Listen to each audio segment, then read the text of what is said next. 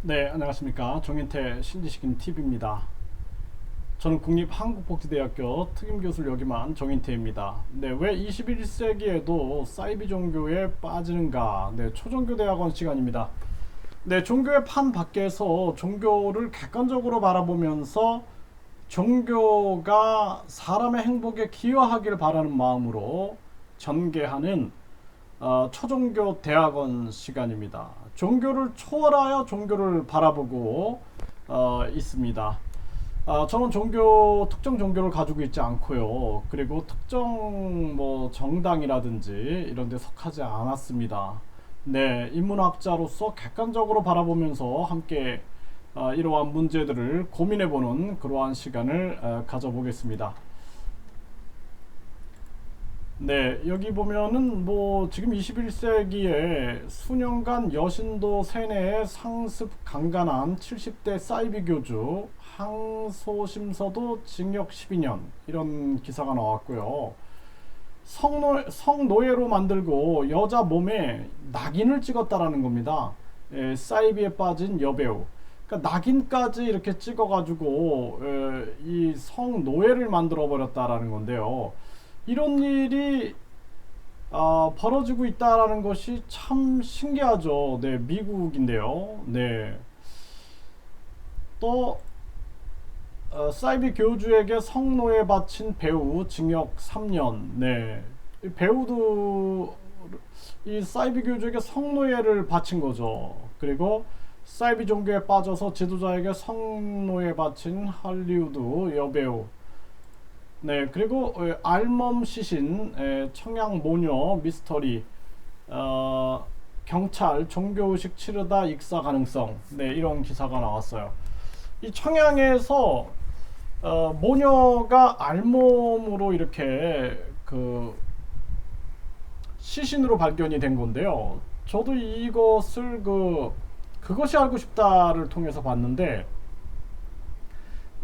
이게 참 종교라는 것이 얼마나 무서운가, 이러한 부분들을 또 생각해 보지 않을 수가 없었습니다. 네.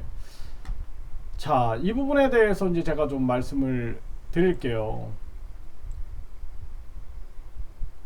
일단은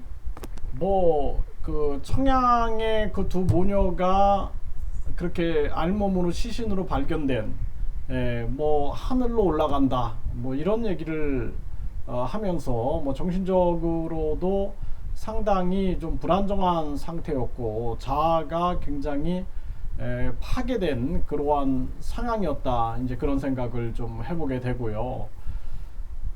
참 안타까웠어요. 저도 그것이 알고 싶다를 보면서 참 안타까웠고요. 근데 문제는 뭐냐면 불안함을 조장하고 있는 그 종교인들이 굉장히 큰 문제입니다. 불안함을 조장하면 안 되거든요. 종교인들은 종교가 사람에게 평안을 줘야지, 종교가 사람에게 불안과 협박을 한다든지 공포를 조장하면 안 된다라는 거예요.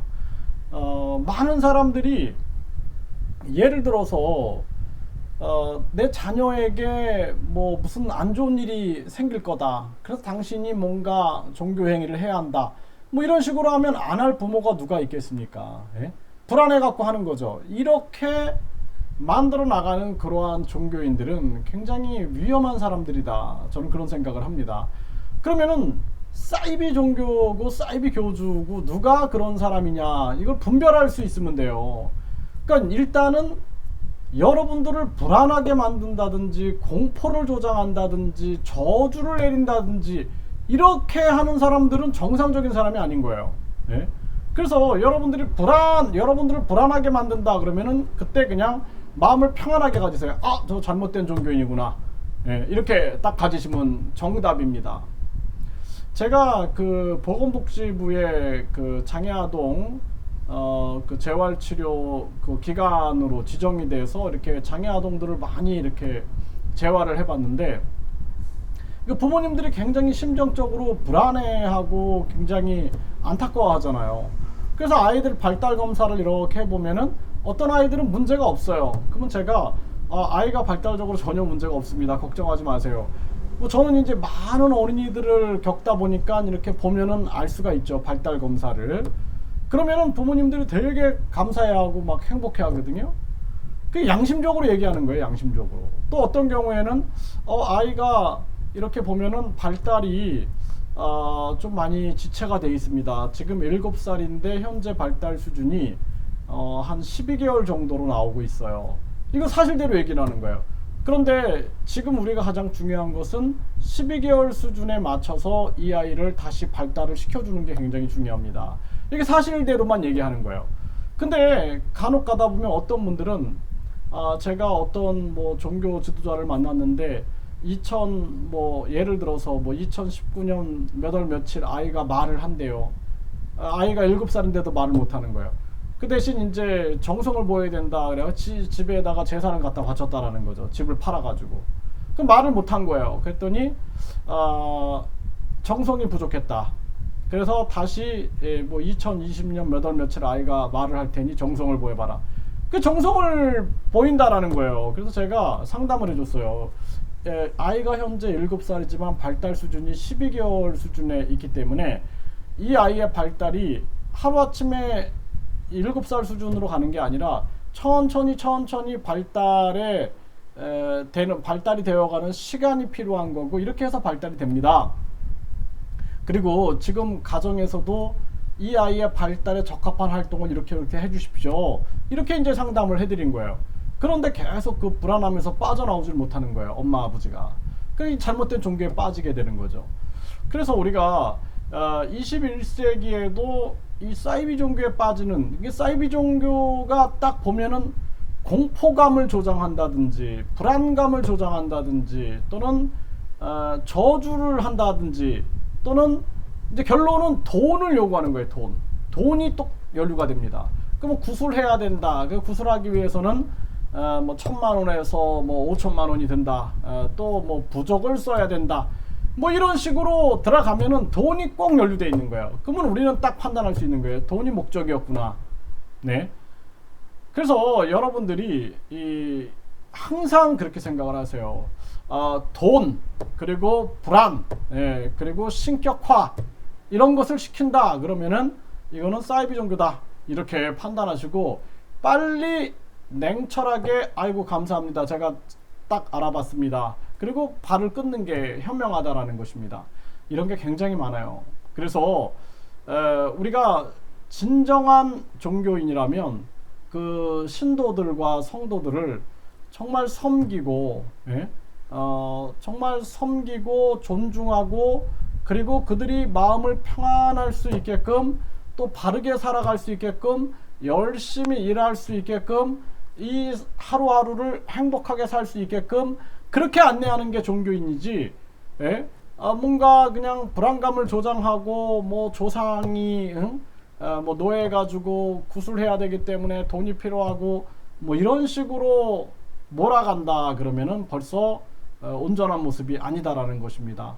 그래서 이렇게 많은 가정들이 무너지고 또 많은 사람들의 인생이 붕괴되고 이러한 사실들을 보면 참 안타깝죠. 네, 아까도 제가 보여드렸지만 미국에서도 지금도 이렇게 사이비 교주에게 성노예를 갖다 바치고 이런 일이 벌어지고, 한국도 그렇고 이게 참 이상하잖아요. 그러니까 종교는 상식을 벗어나면 이상한 거예요. 지극히 상식적이어야 되는 거예요. 그리고 우리가 영성이 높다라는 것은 굉장히 양심적인 사람이 영성이 높은 사람입니다. 그 제가 이렇게 살다 보면은 정말 양심적인 농부, 양심적인 진짜 시골 어르신들, 이런 분들을 뵐 때가 있어요. 그러면 참 영성이 맑고 높아 보여요. 그런 분들이 진짜 영성이 높은 사람이에요. 양심적인 사람들. 그리고 절대로 바른 종교인들은 돈을 요구하거나 또는 그 사람을 공포로 몰아넣어 가지고 뭔가의 의식을 요구해 가지고 또 돈과 연루되고 또 자신들의 성적인 착취 또는 감정적 착취, 노동적 착취, 자신에 대한 신격화, 이런 것들을 하지 않는다라는 거예요. 네, 그래서 여러분들이 그러한 분별을 하다 보면은 이제 바른 종교, 바른 종교인, 그렇지 않은 사람, 이걸 정확하게 분별할 수 있게 됩니다. 그러니까 양심적으로 산다라는 것은 지극히 그냥 현실을 정확하게 파악하고 말할 수 있는 거예요. 양심적으로 산다라는 게. 예를 들어서 아무리 부모님이고 자녀건 간에 잘못한 것은 잘못한 거라고 말할 수 있어야 되는 거예요. 네? 내 편이라 그래서 잘못한 것도 잘못이 아닌 것처럼 하는 것이 문제인 거죠. 그게 바로 양심인 거예요. 그래서 우리가 양심에 대한 끊임없는 수련을 하다 보면은 보여요. 이제 만나보면은 저 사람이 양심적인 사람인가 아니면은 비양심적인 사람인가가 보이는 거예요. 분별이 되는 거예요. 그래서 우리가 위조지폐냐 진짜지폐냐를 분별할 때 위조지폐를 계속 연구하게 되면 헷갈립니다. 그러니까 어떻게 해요? 진짜지폐만 계속 만지게 한다 그래요. 그러면 진짜지폐를 계속 만지면서 보면서 느끼면서 어떻게 돼요? 딱 가짜가 딱 분별이 되는 거예요. 이해되시겠죠? 그런데 가짜가 그냥 수백만 가지가 있는데 그것만 쫓다 보면은 나중엔 자기도 헷갈려가지고 아무것도 분별을 못하게 되는 겁니다. 그래서 여러분들이 끊임없이 양심적으로 살아가고 나의 양심의 소리를 듣고 그러다 보면은 우리가 이제 비양심적인 사람들이 딱 분별이 됩니다. 그리고 나 스스로도 욕심에 빠지지 않으면 우리가 이런 데 잘 빠지지 않아요. 네. 그래서 여러분들이 뭐 구원을 받는다, 뭐 내가 큰 성공을 한다, 뭐가 된다, 뭐 이런 욕심에 빠지지 말고 항상 세상의 원리는 뭐예요? 뿌린 대로 걷는 겁니다. 인과 법칙이에요. 인과 법칙. 제가 만약에 어제 뭐 잠도 안 자고 밤새도록 그냥 영화만 봤다 그러면은 오늘 피곤하고 오늘 일을 못하는 것이 당연히 인과 법칙인 거예요. 어제 술을 퍼먹고 밤새도록 술 퍼먹고 오늘 멀쩡한 정신으로 일할 수 있다라는 것 자체가 인과 법칙을 어기고 있는 것입니다. 그렇기 때문에 우리가 건강한 음식을 먹고 건강한 정신활동을 하면 건강을 유지하는 게 인과 법칙이고, 건강하지 않은 음식을 먹고 건강을 지키지 않고 또 내가 평생 공부하지 않고 내가 이성을 쫓지 않고 그렇기 때문에 만나는 것이 또 불행한 결과를 만나는 게 또한 인과 법칙인 거예요. 그러니까 세상의 모든 원리는 인과 법칙에 따르게 되어 있습니다. 그렇기 때문에 뭐 진짜 무슨 기복 행위를 해가지고 큰 돈을 벌고 뭘 해가지고 성공을 하고 그런 거에 연연해 하지 마세요. 그냥 세상은 모든 것이 인과 법칙에 따른다 이렇게 생각하면서 하루하루 열심히 행복하게 살아가는 인생이 가장 소중한 인생이다 이렇게 생각하시면 되겠습니다. 감사합니다.